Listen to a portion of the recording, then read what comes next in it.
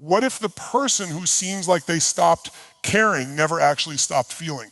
What if what you interpreted as indifference was really a defense mechanism?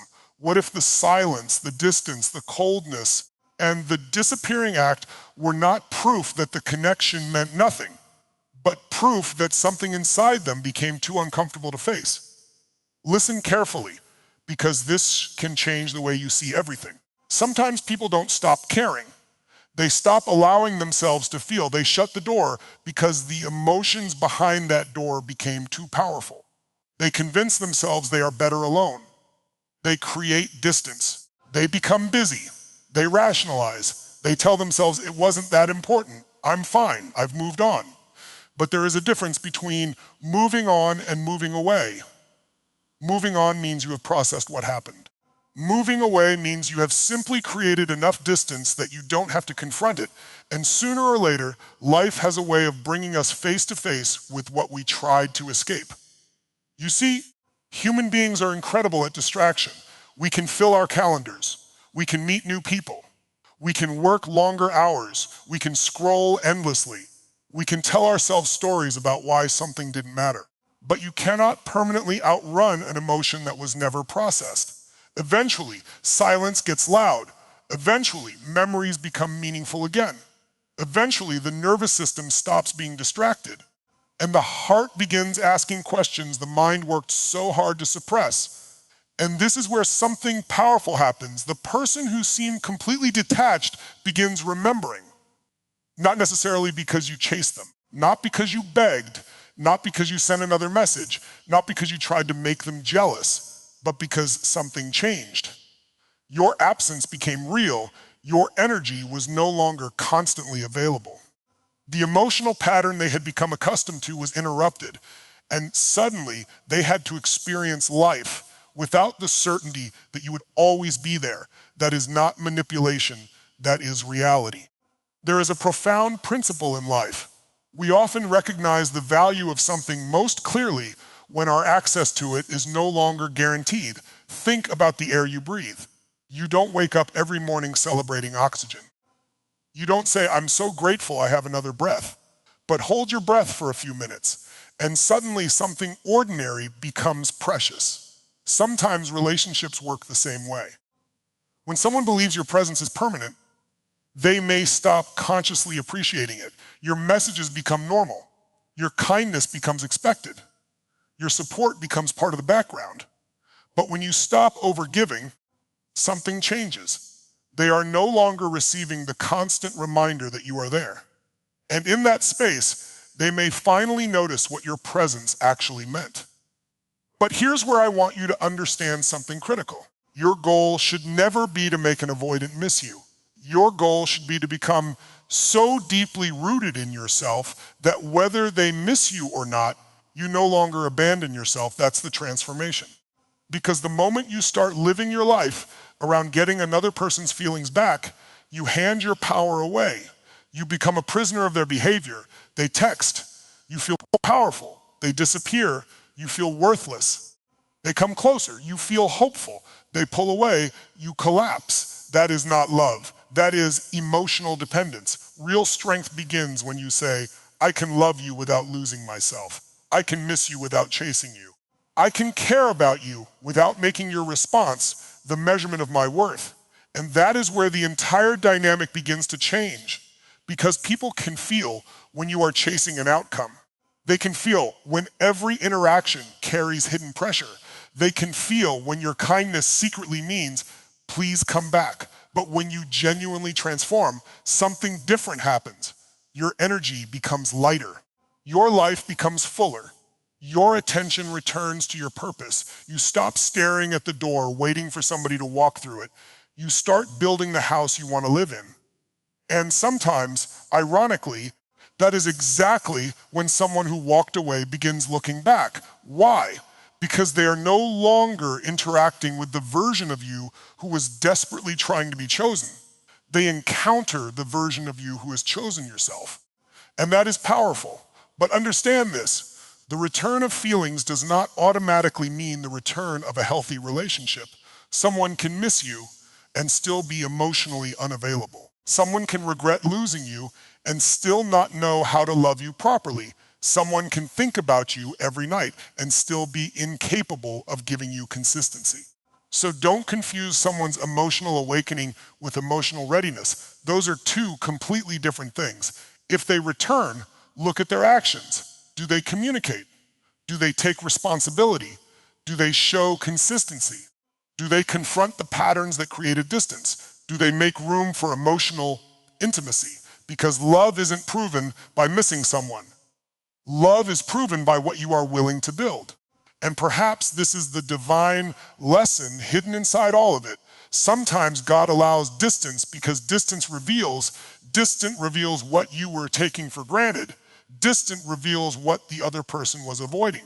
Distance reveals whether the connection was based on genuine love or emotional dependency. And distance reveals something even more important: who you become when nobody is validating you. That may be the greatest test. Can you still believe in yourself when they don't text?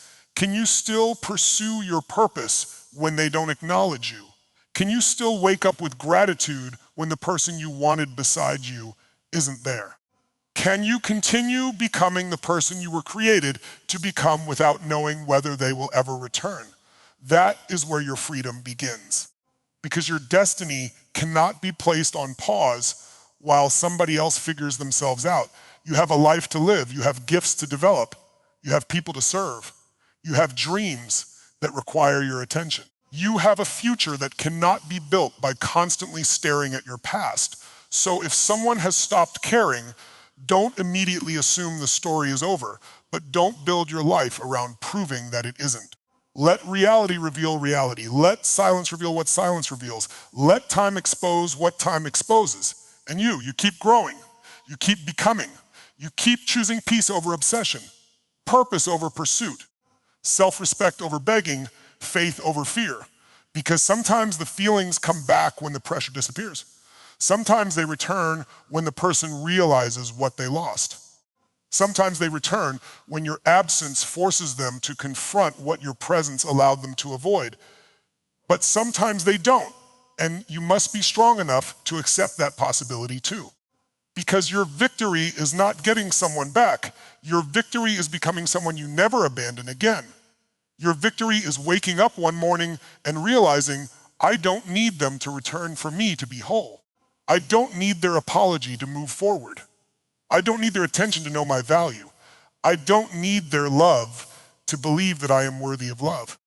That is the moment you stop living from emotional hunger and start living from abundance. And when you live from abundance, you don't chase what runs. You don't beg for what should be freely given. You don't force what is not ready. You create space. You allow people to reveal themselves, and you trust that what belongs in your life will require courage, honesty, and mutual effort, not endless confusion. So if someone walked away, let them have the space they asked for. Don't turn their distance into a reason to destroy yourself. Use it as an invitation to rebuild yourself. Let them experience your absence. But more importantly, let yourself experience your own presence. Remember who you were before you made another person's attention your emotional oxygen. Remember the dreams you had. Remember the confidence you carried. Remember the purpose that existed before this relationship became the center of your thoughts. Go back there and then go beyond it. Become stronger, become wiser, become calmer, become more disciplined, become more emotionally grounded.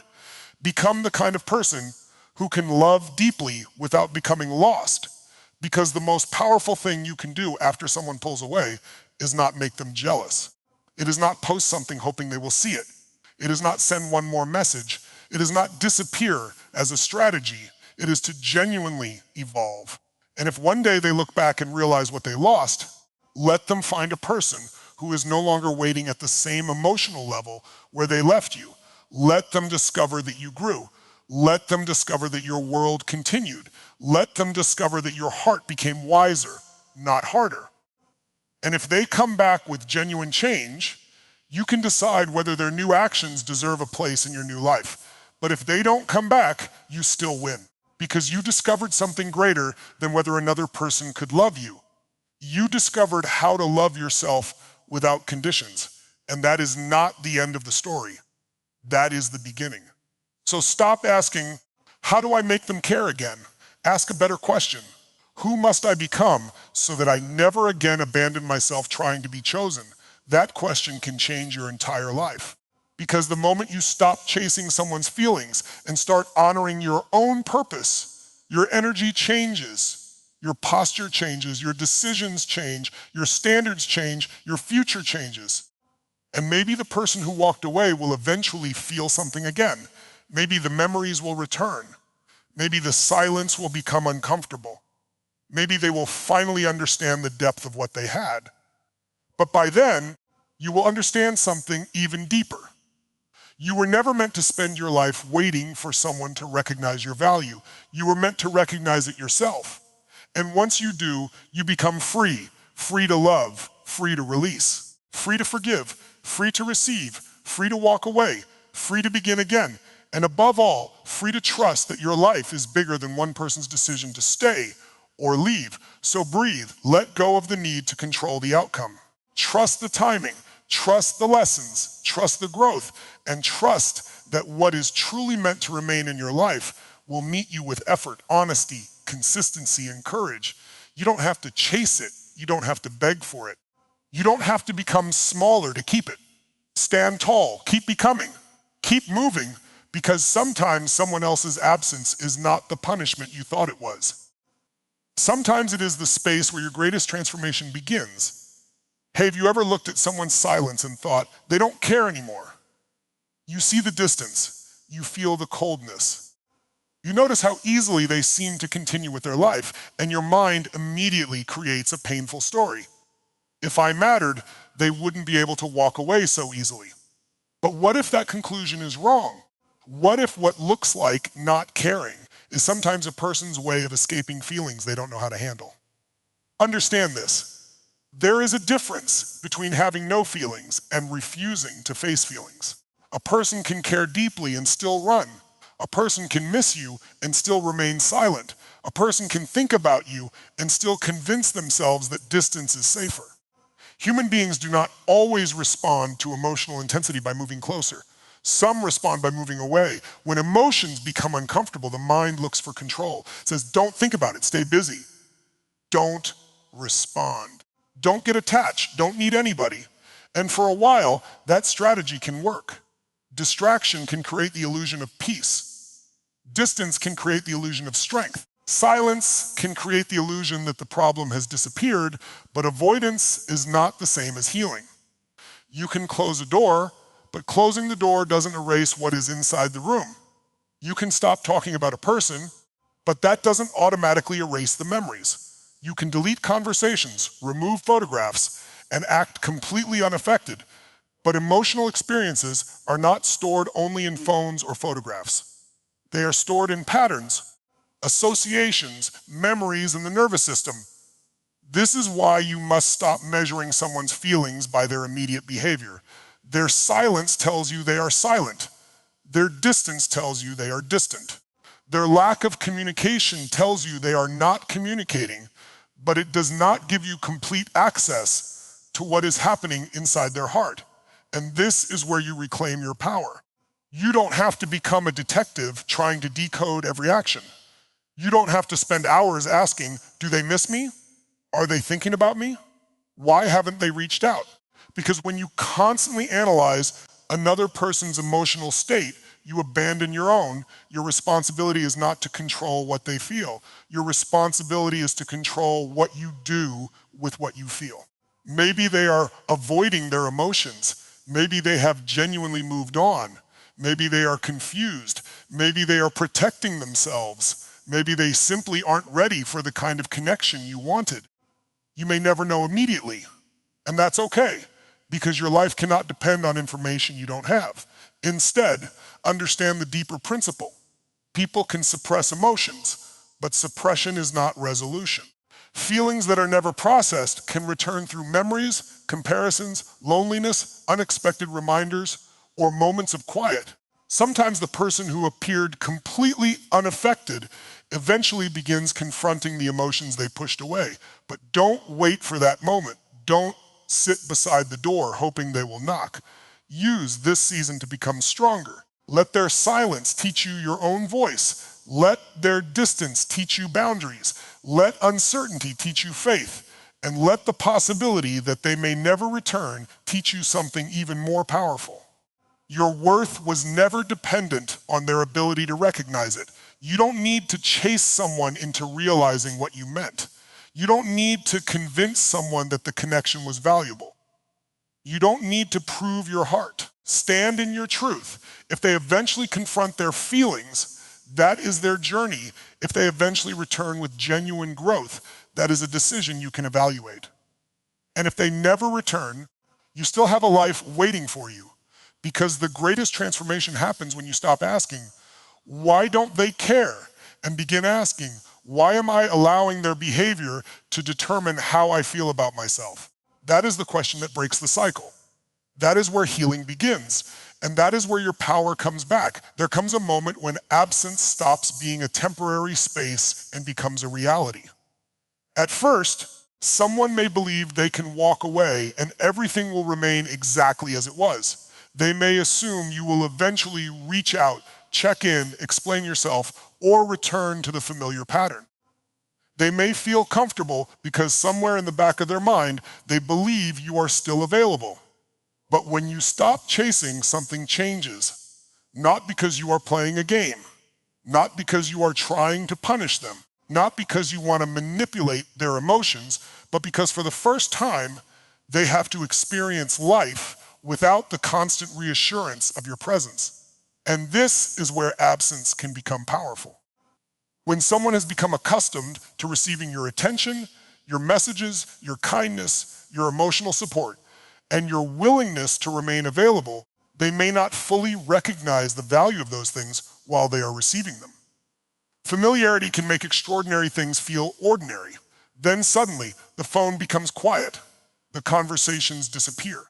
The emotional safety they once received is no longer there, and the mind begins noticing what it previously ignored. Why aren't they reaching out?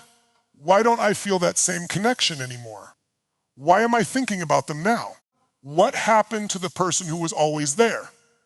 These questions can create emotional contrast. When your presence was constant, they could avoid understanding its value.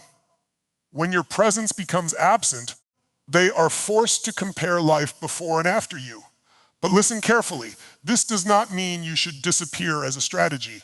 If you withdraw only to provoke a reaction, you are still emotionally attached to the outcome. You are still checking your phone. You are still wondering whether they noticed. You are still measuring your progress by their response. That isn't freedom. Real absence begins when you stop making their reaction your destination. You don't step back so they will chase you. You step back because you finally understand that chasing someone who is choosing distance is costing you your peace. And that decision changes everything. Suddenly, your energy returns to you. You begin sleeping better. You start focusing on your goals. You reconnect with friends. You become interested in your future again. You stop rehearsing imaginary conversations in your head. You stop wondering what message might finally make them understand. You start living. And ironically, genuine transformation can create the very emotional contrast that artificial disappearance never can. Because people notice consistency. They notice when someone who once revolved around them no longer does. They notice when desperation has been replaced by peace. They notice when emotional dependence has been replaced by self-respect. And sometimes that creates reflection. Sometimes your absence gives another person enough space to hear their own thoughts. Without constant communication, memories can surface. A familiar song can bring something back. A place can trigger a memory. A quiet evening can make them remember a conversation. A difficult day can remind them of the emotional support you once provided. And suddenly, what they pushed away becomes present again. But there is a divine principle here. You cannot force another person's awakening. You can only create space for reality to reveal itself. If they miss you, let them feel it. If they reflect, let them reflect. If they reach out, let their actions speak. And if they don't, keep walking, because your purpose is not to become absent so someone else can finally appreciate you. Your purpose is to become present in your own life again. That is the real victory. The moment you stop waiting for someone to notice your absence is the moment your absence becomes meaningful. Not because you are trying to make them feel something, but because you have finally stopped abandoning yourself. And if one day they realize what your presence meant, they will have to come toward a version of you that no longer needs to be chased, convinced, or rescued. A stronger version, a wiser version, a peaceful version. A version that knows love should be mutual. So let your absence be honest. Let it come from self-respect. Let it come from healing. Let it come from purpose. And then trust the outcome. Because sometimes people only recognize the value of what they had when they no longer have automatic access to it. But even more importantly, sometimes you only recognize your own value when you stop giving yourself away to someone who isn't ready to hold it. There is something powerful about contrast. You don't fully understand light until you've experienced darkness. You don't understand peace until you've lived through chaos. And sometimes you don't recognize the depth of a connection until the noise surrounding it disappears. When someone is constantly available, their presence can become familiar. Their messages arrive. Their support is there. Their voice is part of your routine. Their attention becomes something you expect rather than something you consciously appreciate. But when that presence suddenly disappears, the emotional landscape changes. This is where emotional contrast begins. An avoidant person may have spent months, even years, convincing themselves that distance is what they need. They may have told themselves that being alone is easier, that attachment creates pressure, that emotions complicate life. They may have believed that walking away would make everything simpler. And initially, it can feel that way. There is less communication, less emotional responsibility, less vulnerability, less uncertainty. But eventually, the absence of those things can reveal what they were actually connected to. Because when the relationship was present, they could focus on the pressure of closeness. When the relationship is gone, they may begin noticing the value of connection itself. That is the paradox. Sometimes you don't appreciate the warmth until you feel the cold. You don't understand the comfort until you experience the loneliness. You don't recognize someone's emotional importance until their voice is no longer part of your everyday life. But understand something important. Emotional contrast is not a trick. It cannot be manufactured through jealousy, manipulation, or calculated silence. You cannot create genuine feelings by pretending to be someone you're not. Real emotional contrast comes from reality. It comes from you genuinely stepping away from the cycle. It comes from no longer over-explaining, no longer chasing, no longer sending messages simply because you're afraid they will forget you. No longer trying to convince another person that what you shared was meaningful. When you stop doing all of that, something remarkable happens. You create silence. And silence has a way of revealing what noise was hiding. In the silence, memories can become louder. A conversation can replay in someone's mind. A moment of laughter can suddenly feel significant. A familiar place can bring emotions to the surface. A difficult day can remind someone of the person who once understood them. And sometimes the heart begins connecting dots that the mind previously refused to connect. But your responsibility is not to monitor whether this happens. Your responsibility is to continue living. Because the moment you start watching for signs that they are missing you, you are still trapped in the same emotional cycle. You need to become so committed to your own growth that whether they remember you today, tomorrow, or never again, you remain steady. That is emotional freedom. And there is a deeper spiritual principle here. Sometimes God uses distance not to destroy a connection, but to expose the truth about it. Distance can reveal whether there was genuine love beneath the attachment. It can reveal whether someone was taking your presence for granted. It can reveal whether you were giving from love or giving from fear. It can reveal whether the other person actually has the capacity to meet you emotionally. And it can reveal you to yourself. Maybe you discover that you were accepting inconsistency because you were afraid of losing them. Maybe you discover that you were chasing reassurance instead of building inner security. Maybe you discover that you made someone else's attention more important than your own purpose. If so, the distance has already given you something valuable. It has awakened you. So don't fear the silence. Don't rush to fill every empty space. Let the silence breathe. Let reality speak. Let the other person experience their own emotions without you constantly rescuing them from discomfort. And while they are facing whatever they need to face, you face your own transformation. Build your life. Strengthen your mind. Develop your purpose. Reconnect with your confidence. Become emotionally grounded. Because if their feelings return, let them return naturally. And if they don't, your growth still remains. That is the power of emotional contrast. It doesn't exist to make someone come back. It exists to make everything visible. Sometimes it shows another person what they lost, but more importantly, it shows you what you were capable of becoming when you finally stopped chasing what was running away. You cannot force someone to feel something they are not ready to feel. You cannot manipulate a heart into genuine connection. You can create pressure, provoke jealousy, send emotional messages, disappear strategically, or try to trigger someone's fear of losing you, but none of those things create mature love. At best, they create a temporary reaction, and a reaction is not the same thing as transformation. If feelings ever return, they need to return through meaning. Think about that for a moment. A person may remember your face, your voice, your kindness, your conversations, the moments when you made them laugh, the way you supported them when nobody else understood. But memories alone do not create a healthy relationship. What gives those memories power is the meaning attached to them. Sometimes distance changes the meaning. When you were present, they may have focused on what felt uncomfortable. They may have focused on vulnerability, expectations, emotional closeness, or the fear of losing independence.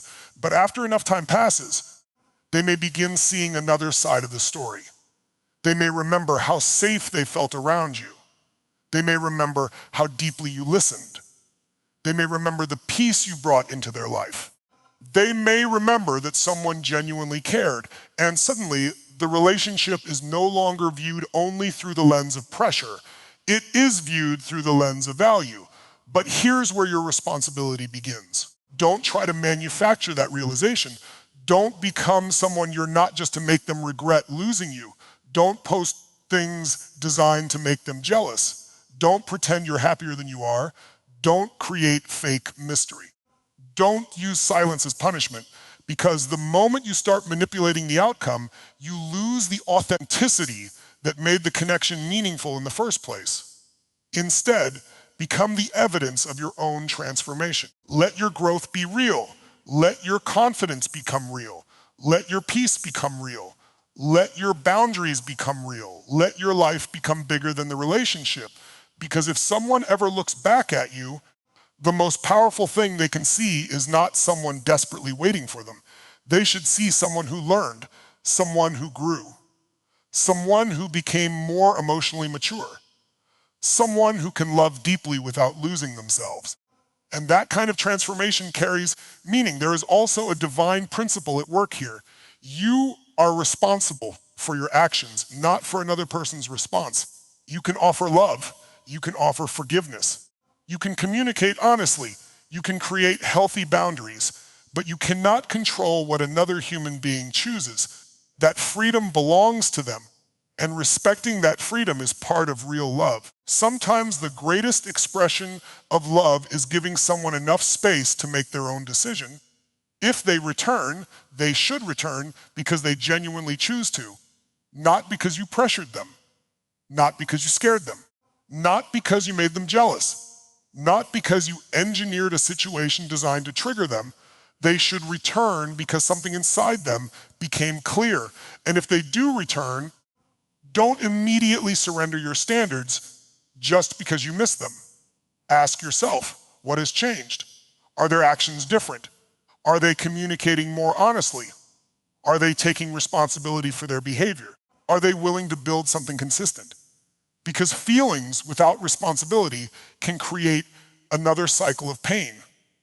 Someone can miss you intensely and still be unable to sustain a healthy relationship. Someone can love you and still need personal growth. Someone can regret losing you and still not be ready to meet you where you are.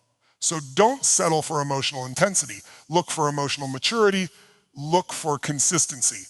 Look for effort. Look for accountability.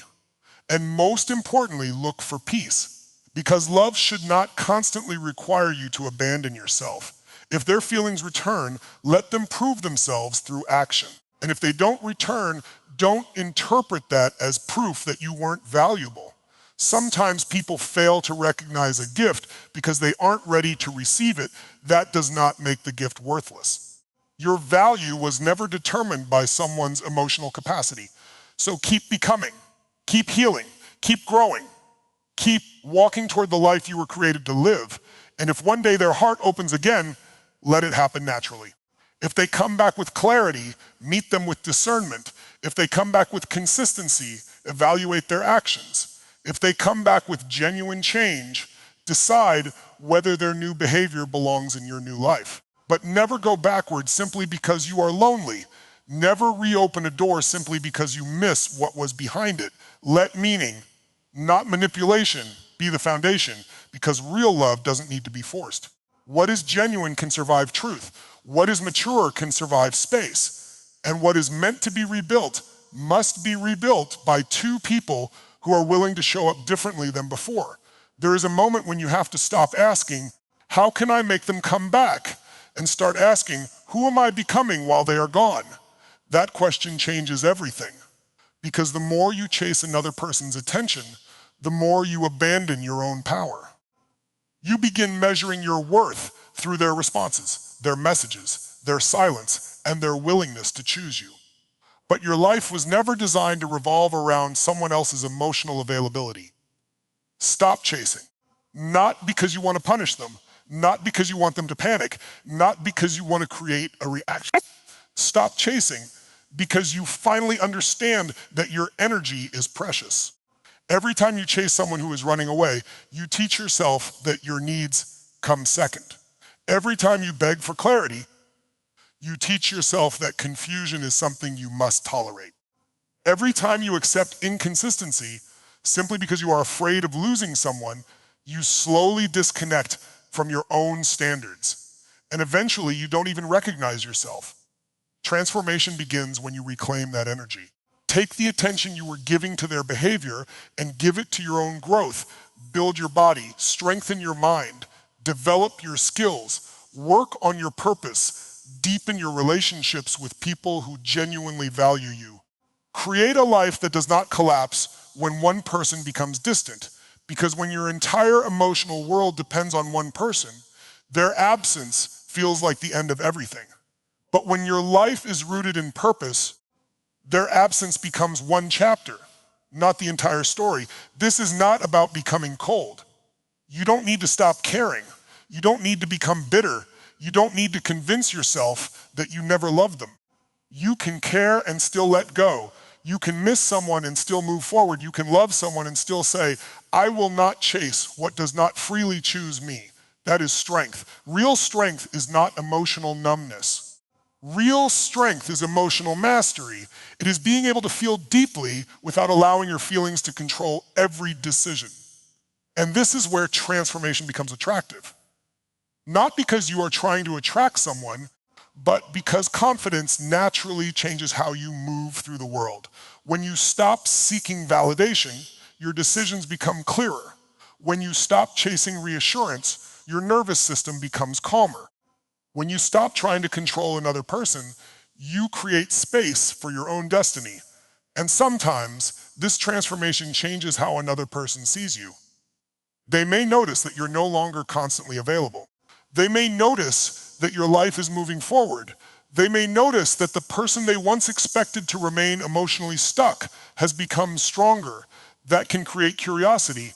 It can create reflection. It can even bring feelings back. But remember, that is not the reason you transform. You transform because you deserve to experience your own potential.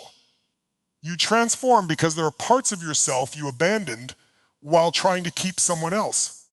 You transform because your purpose is bigger than a relationship. You transform because there is something inside you that was created to grow. And perhaps that is the divine lesson. Sometimes God removes your ability to control a situation because he wants you to discover your ability to control yourself. You cannot control whether they text. You cannot control whether they miss you. You cannot control whether they return, but you can control whether you wake up and keep moving. You can control whether you respect yourself. You can control whether you build your future. You can control whether you allow pain to make you bitter or make you wiser. So stop chasing the person. Start chasing your purpose. Stop chasing their attention. Start chasing your potential. Stop asking whether they will choose you. Start choosing yourself every single day. And if they return, let them meet the transformed version of you, not the version who begged, not the version who waited endlessly, not the version who accepted crumbs. Let them meet the version who learned that love and self-respect can exist together. And if they never return, you will still have something no rejection can take away. Yourself. That is the real victory. Because the goal was never to become unforgettable to someone else. The goal was to become impossible for yourself to abandon again. Sometimes the hardest lesson in love is accepting that you cannot control the timing of another person's heart. You can love someone sincerely, give them your best, communicate honestly, and still reach a moment where you have to step back and let life unfold.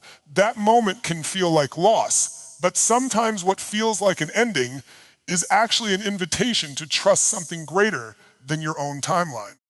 You may be thinking, if they still care, why haven't they come back? But perhaps the better question is, what am I being called to become while I wait? Because waiting can either become a prison or a classroom. If you spend every day checking your phone, analyzing their silence, looking for signs, and imagining when they might return, you are not truly living. You are placing your life on pause while someone else decides what they want.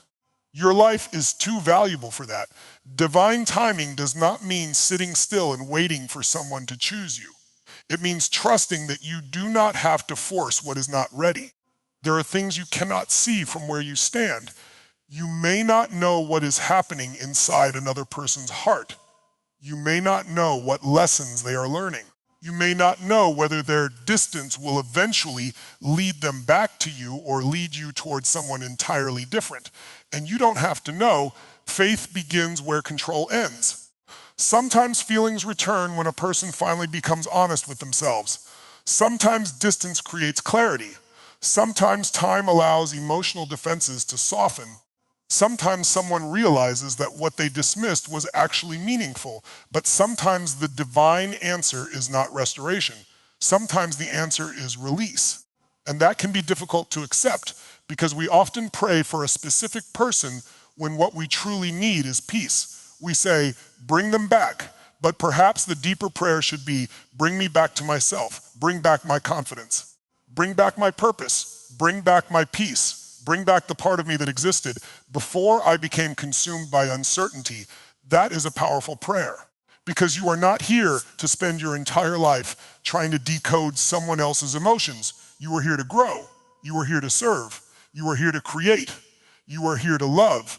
You are here to become the strongest, wisest, most grounded version of yourself that you can become. And if someone returns, let them return to that person. Let them meet someone who has learned boundaries, someone who understands communication, someone who knows that love requires consistency, someone who will not confuse chemistry with compatibility, someone who will not mistake longing for commitment, someone who can say, I love you, but I also love myself enough to require healthy behavior. That is maturity. And if they don't return, don't believe your story has failed. Perhaps the relationship completed its purpose. Perhaps it taught you what you needed to learn about attachment, boundaries, self-respect, or emotional strength. Perhaps losing them created the space necessary for you to discover yourself. Sometimes the blessing is not getting back what you lost. Sometimes the blessing is becoming someone who no longer needs to lose themselves to keep another person. So keep moving. Don't wait at the same emotional doorway forever. If they are meant to return, they can find you moving forward. They can meet you in the life you built. They can approach you with clarity. They can demonstrate change through action. And you can decide with wisdom rather than desperation whether that person belongs in your future. But until then, live law again, dream again, build again, love life again. Your future is not waiting for their permission. There is a purpose on your life that existed before this relationship, and it will continue after it. Trust that. Trust the process. Trust that what is truly meant for you will not require you to destroy yourself to obtain it. And remember this, sometimes feelings return when distance creates clarity. Sometimes people come back when they finally understand what they lost. But your greatest breakthrough happens when you realize that whether they come back or not, you are still moving forward, because the ultimate sign that you have healed is not that they return. It is that you no longer need them to. You can welcome love without begging for it. You can remember the past without living inside it. You can hope without waiting, and you can release without bitterness. That is faith. That is strength. That is freedom. And perhaps that is exactly where your next chapter begins.